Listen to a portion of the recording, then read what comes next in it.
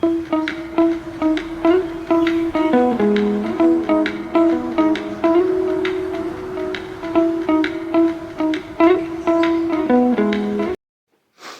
Everyone, welcome to my channel.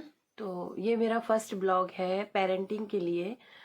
तो friends, मेरा नाम है वर्षा भटनागर और मैं 2 बच्चों की माँ हूँ। और जो भी मैं अपने लाइफ में एक्सपीरियंस कर रही हूँ वो सब आपसे शेयर करती हूँ अपने इंस्टाग्राम रील्स पर, और काफ़ी लोगों को वो पसंद भी आता है। तो फ्रेंड्स, आज मैं बताऊंगी आपको कि पेरेंटिंग क्या होती है, और पेरेंटिंग के बारे में कुछ जो मैं अपने जीवन में अनुभव कर रही हूँ वो मैं आपसे शेयर करूंगी। मैं कोई ज़्यादा कोई डॉक्टर नहीं हूँ और कोई भी प्रोफेशनल नहीं हूँ। मैं सिर्फ एक मदर हूँ और जो भी मैं एक्सपीरियंस करती हूँ अपनी लाइफ में वो सब आपसे शेयर करूँगी। तो सबसे पहले मैं बताऊँगी पेरेंटिंग। तो फ्रेंड्स, पेरेंटिंग का मतलब क्या होता है? पेरेंटिंग का मतलब होता है कि मदर फादर दोनों ही जो भी हमारे बच्चे हैं उनका लालन पालन करते हैं, उनको हर तरीके से सपोर्ट करते हैं, उनकी हर नीड पूरी करते हैं।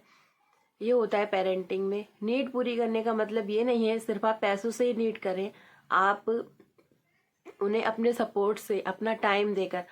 आई नो आज की लाइफ में ना हमें टाइम नहीं मिलता है, क्योंकि आजकल मदर भी वर्किंग है और फादर भी। पर बच्चे जो हमारी लाइफ की ज़रूरत है, हमें उनका ख्याल रखना है, उन्हें अपना टाइम देना है।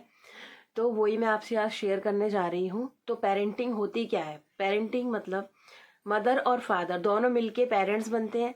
तो जितनी जिम्मेदारी एक माँ की होती है ना, उतनी जिम्मेदारी एक फादर की होती है। ये नहीं कि सिर्फ माँ ही माँ बच्चे का ख्याल रखेगी, ऐसा नहीं होना चाहिए। फादर का भी मेन रोल होता है। तो जो भी फादर है वो अपने बच्चों का मदर के साथ हेल्प करिए। अगर आप टाइम नहीं दे पाते हैं तो आप ऑफिस से आके थोड़ी देर उनके साथ बातें कीजिए। आजकल पेरेंट्स करते क्या है ना, फोन में लगे रहते हैं, बच्चों को टाइम देते नहीं है। तो जब बच्चे देखते हैं ना मदर को फोन देखते हुए, फादर को फोन देखते हुए, तो उनको भी टाइम चाहिए। वो ये सोचते हैं मम्मी पापा फोन देख रहे हैं तो हम भी फोन देखेंगे, हमें भी फोन चाहिए। तो हम लोगों को पहले खुद पे कंट्रोल करना होगा। तो ये मीन्स होता है पेरेंटिंग का। और आज मैं आपको एक टॉपिक और बताऊंगी जो बहुत ज़्यादा ही चल रहा है आजकल। तो फ्रेंड्स, सबसे पहला पॉइंट है कि बच्चे जिद करते हैं, रोते हैं, चिल्लाते हैं। तो हम क्या करते हैं ना पेरेंट्स आजकल, कि अगर मदर और फादर स्ट्रिक्ट होते हैं तो दादी बाबा बोलते हैं क्यों रुला रहे हो, दे दो ना, क्या हो गया, ऐसे कुछ नहीं होता है। तो पता है वो उनके दिमाग पे क्या असर पड़ता है कि मम्मी की बात इंपॉर्टेंट नहीं है, पापा की बात इंपॉर्टेंट नहीं है। दादी मेरा साइड ले रही है, दादी मेरी बात मान रही है, तो मेरे लिए दादी इंपॉर्टेंट है या दादा इंपॉर्टेंट है। बट मुझे ग्रैंड पेरेंट्स से मैं रिक्वेस्ट करती हूँ कि बच्चों की हाँ में हाँ ना मिलाएं। अगर मदर स्ट्रिक्ट हो रही है तो वो उससे प्यार करती है ना, इसीलिए तो स्ट्रिक्ट हो रही है ना। वो अपने बच्चे से उतना ही प्यार करती है जितना आप करते हो। अगर वो मना कर रही है, अगर मदर मैं आपको एक एग्जाम्पल देती हूँ। अगर मेरे बच्चे ने चिप्स मांगा है मेरे से और वो सुबह से चिप्स खा चुका है और वो दोबारा चिप्स मांग रहा है, तो मैं क्या करूंगी? मना ही करूंगी ना। और पीछे से दादी आएंगे, बोलेंगे क्या हो गया, दो ही तो खाए हैं, खा लेने दो, कुछ नहीं होता है। तो इससे क्या होता है ना, बच्चा ये सोचता है mama is not important, mama important नहीं है, दादी मेरी बात मान रही है तो दादी इम्पोर्टेंट है। तो उसके दिमाग में क्या होता है, मम्मा को इज्जत नहीं देनी है, मम्मा की बात तो यूं ही है, सिर्फ मेरी दादी बात मान रही है ना तो मैं वो ही करूंगा जो मेरी दादी बोल रही है। तो ऐसा बिल्कुल भी ना करें ग्रैंड पेरेंट्स। तो मैं कहा थी कि बच्चे जिद करते हैं, रोते हैं, चिल्लाते हैं। तो फ्रेंड्स, बच्चे हैं, बच्चे रोएंगे भी, चिल्लाएंगे भी, जिद भी करेंगे। हमें क्या करना है ना, हमें शांत रहना है। सिर्फ हर सिचुएशन में, आई नो हम पेरेंट्स हैं, हम थके होते हैं, हम सारा दिन काम करते हैं, हम थक जाते हैं, हमें भी गुस्सा आता है। बट हमें क्या करना है ना, हमें शांत रहना है। क्योंकि अगर हम शांत रहेंगे ना तो तभी तो उन्हें हम शांत रहना सिखा पाएंगे ना। अगर हम ही अग्रेसिव हो जाएंगे तो उन्हें कैसे शांत करेंगे? तो पहला पॉइंट है कि फ्रेंड्स क्या होता है ना, बच्चे छोटे होते हैं तो उनका जो नर्वस सिस्टम है ना, पहला पॉइंट है, जो उनका नर्वस सिस्टम है ना अभी डेवलप नहीं होता है। हम बड़े हैं, हमें गुस्सा आता है तो हम उसे कंट्रोल कर सकते हैं। हम किस अगर जैसे मैं आपको एक एग्जांपल देती हूँ। जैसे हम ऑफिस में काम कर रहे हैं और हमारे बॉस हैं, वो हमसे कुछ भी कहते हैं कि आपने काम नहीं किया या फाइल सबमिट नहीं की या कुछ भी आपने कुछ नहीं किया, तो वो क्या करेंगे, हम क्या करेंगे, हमें गुस्सा आता है बट हम उनसे कुछ कह नहीं सकते। क्यों नहीं कह सकते? क्योंकि हम वहाँ उनके नीचे काम कर रहे हैं। अगर हम उनसे कहेंगे तो हमारी जॉब पे खतरा आ जाएगा। तो आप समझ रहे हैं ना, हम क्या है, हमारा नर्वस सिस्टम इतना हो चुका है कि हम अपने गुस्से को कंट्रोल कर सकते हैं। बट बच्चे अभी छोटे हैं, उनका दिमाग अभी विकास में है, उनका दिमाग विकसित हो रहा है, तो वो कैसे करेंगे अपने इमोशंस को कंट्रोल? तो हमें अपने इमोशंस पे कंट्रोल करना है, हमें शांत रहना है, चाहे वो कितना भी चिल्ला रहे हैं, चीख रहे हैं, बट हमें शांत रहना है। नाउ नेक्स्ट है, आप उसका ध्यान भटका सकते हैं, आप उसे बाहर लेके जा सकते हैं अगर वो जिद कर रहा है। First of all stay calm, okay. Now next कि हम उसको बाहर ले जा सकते हैं, हम उसे घुमा सकते हैं।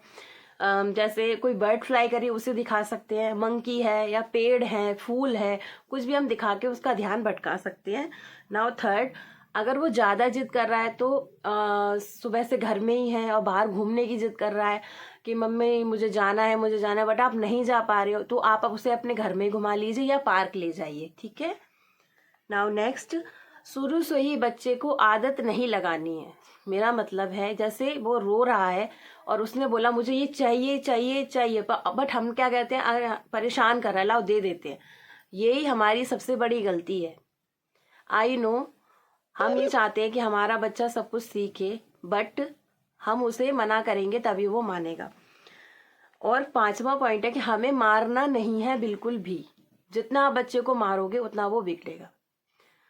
नाउ नेक्स्ट, अगर हम कोई गलती करते हैं तो आप उससे सॉरी बोलिए, वो भी सॉरी मांगना सीखेगा, ओके। ये है कुछ। नेक्स्ट मैं आपको बताती हूँ पॉइंट कि उसे अगर वो जिद कर रहा है तो जिद करने की जगह उसको वो चीज़ आप तुरंत मत दें। रो रहा है, जिद कर रहा है और मतलब लौट गया, मतलब जमीन पर बिल्कुल लेट गया है कि नहीं मुझे चाहिए चाहिए चाहिए, आपको वो चीज़ तुरंत नहीं देनी है। उसका माइंडसेट क्या होगा कि मैं रोऊंगा और मुझे चीज़ मिल जाएगी, मैं रोऊंगा मुझे चीज़ दोबारा मिल जाएगी। तो आप ऐसा बिल्कुल भी ना करें। और फर्स्ट ऑफ ऑल सबसे पहले खुद का ख्याल रखें, खुद को मी टाइम ज़रूर दें। मी टाइम देने से क्या होता है ना फ्रेंड्स, जो हमारे अंदर स्ट्रेस हार्मोन्स है वो बिल्कुल भी कम हो जाते हैं, बिल्कुल भी हमारे अंदर नहीं रहते। हम बच्चों पर गुस्सा कब करते हैं? जब हम स्ट्रेस्ड होते हैं, जब हम काम करते हैं और हमें आराम नहीं मिलता। तो इट्स ओके, आप अपना ख्याल रखिए, आप खुद को टाइम ज़रूर दीजिए। अगर आप खुद को टाइम नहीं देंगे ना तो बच्चे तो बिल्कुल भी परेशान होने वाले हैं। तो सबसे पहले अगर आप खुश रहेंगे ना तो वो भी खुश रहेंगे। कल मैं एक इंसिडेंट बताती हूँ।